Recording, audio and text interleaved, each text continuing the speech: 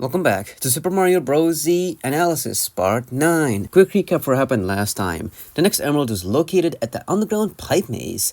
In it, all go in search for the emerald, encountering Mecha, getting trapped in another dimension, and meeting two new fellas that has the next emerald. The rest goes inside the warp pipe to help. Last being Luigi, who ended up accidentally making Colorado drop the stopwatch, causing a temporary effect which gave a chance for everyone to escape. The heroes got no time to rest though, as Princess Peach is yet again kidnapped. And so we got on to the next episode titled The Great Doomship Offensive. Bowser's new Omega Doomship is flying over the Mushroom Kingdom, approaching Peach's castle. A toad warns her about it, and she goes to check it out.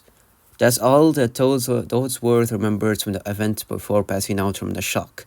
When they woken up, he found that she's gone, only assuming that Bowser kidnapped her again, causing another problem in the way for them. Mario finds a letter in the wall which reads, "Dear pesky plumbers, the Koopalings and I have taken over the Mushroom Kingdom. The princess is now a permanent guest in my giant flying doomship.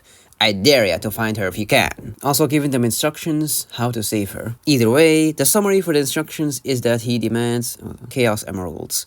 And if he doesn't agree to it, he will never see the princess again. Sonic confused on how he knows about the emeralds though. Mario disagrees to give out the emeralds, and just to do it the old-fashioned way, beating him up until he gives her back, and Sonic agrees that they'll help. Objection! Although Shadow didn't hear that last part quite right. Sonic repeats. Now Shadow wants to put this as lightly as he can. Forget it. To be fair, he could have done way worse. This was light. Sonic getting up and telling him how he doesn't understand the crisis here. Wilkin woman isn't worth the dirt in his shoes. The Mario team are not happy about this. Even Luigi's mad. And you know it's serious when he is mad, considering all the years of saving her and the Mushroom Kingdom over and over again, and how she literally is important for the kingdom. Without it, they can't run it properly. They have every right to be mad. Sonic had enough of Shadow. What is up with his ego and attitude ever since they arrived here? Mario and Luigi have selflessly helped them in their mission. At least help them with theirs. But Shadow reminds Sonic of the consequences of failing their mission. That Mecha is still out there trying to find the two remaining emeralds. Yet Sonic insists on giving him more time to do so, and that they would be done by now if he didn't bring the Mario Bros. But it isn't true. They got this far only due to them. Shadow did tell him to keep a low profile to avoid irrelevant things slowing them down. But he brought them along with. Shadow only agreed due to them having more knowledge, but since then they have been distracted away from the main mission, suspending it further to save a pathetic damsel. They did get 5 of the emeralds though. Even if Mecha finds the last 2, they have the upper hand. But Shadow brings up a good point of not being able to beat Mecha when he had no emeralds, even with the help of Mario. And this is why they need to work together to back each other up.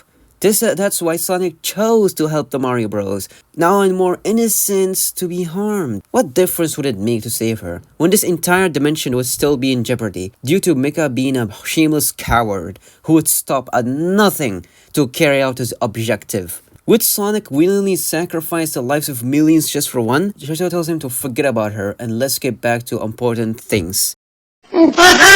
With Sonic's point being that, yeah, ditch everything for the emeralds. All of this happened 50 years ago. He ditched Maria because she's just as worthless, right?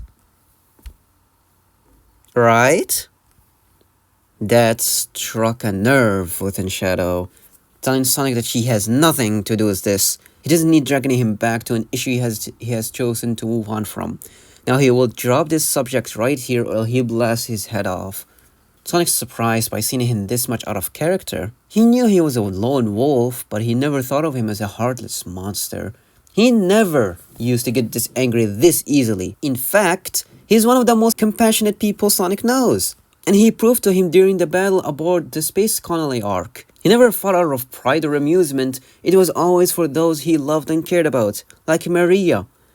Shadow is still upset by bringing her to the topic, not hesitating to destroy him too. But Sonic's fine for the same reason, for all of his friends who were slain by Mecha that fateful day, and the same for Mario and Luigi, who fight to defend those who they care about. But since they arrived here, it seems that all he's been thinking about is destroying Mecha by himself, and taking anger out on people who don't let him do that as quickly as possible. Between him and Shadow, he thinks that He has more of a reason to be aggressive and hateful. He wants to understand. But Shadow needs to be honest with him. Did something happen between him and Mecha back in Mobius that's causing him to be this way? And Shadow gets reminded of why. He won't object his desire to help Peach anymore, telling him to go and hurry. They don't have much time. And no, he won't come along with. This is where they part ways. Their journey has reached a crossroad, and he must take a different path. Sonic refuses though. They're still a team. He doesn't have to face his problems alone anymore. They'll get through this together. He can't. This is a matter only he can deal with, and they'll end up getting in each other's ways. Sonic was right about one thing. He is a lone wolf. He wishes them good luck and farewell, and then so he leaves. Wow, this was quite deep. Stuffwell suggests to the Mario team to head to EGAT's lab. He may be able to assist us in the rescue of the princess. I'll go, except for Mario. Sonic!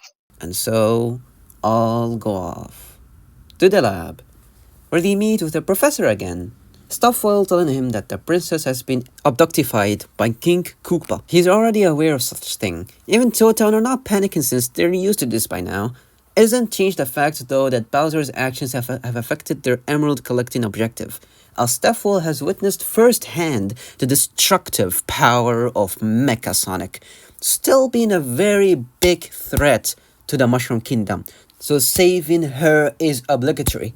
So prepared some supplies for them, being the following: a few one-up mushrooms, fire flower, and some other things he has found in the shop. He couldn't buy that much things since the prices were expensive. He has left them in the basement before he got to work, upgrading Mario's old Sky Pop machine. EGAT did notice that Shadow's not around, but not something to worry about. As for this Sky Pop, Sonic's curious about it, and they'll see soon enough.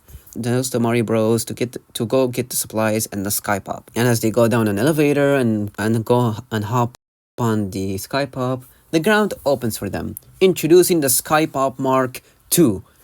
With some modifications he has made, they shall have no problem reaching Bowser's airship, and they'll rescue Peach for sure now. They all go on aboard. It's great and all, but Sonic can't see how they're gonna take off without a runaway. But EGAT has prepared something for them. But just took this slingshot from Little Bro, this is not Angry Bird. But anyways, now the team possesses a way to fly over now. And meanwhile on the ride, this reminds Sonic of the times with Tails.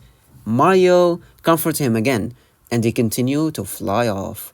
We see the Wario Bros again, and the Wario grabs Waluigi and throws him into the Sky Pop, which ends up failing. Good job, Waluigi. To be continued.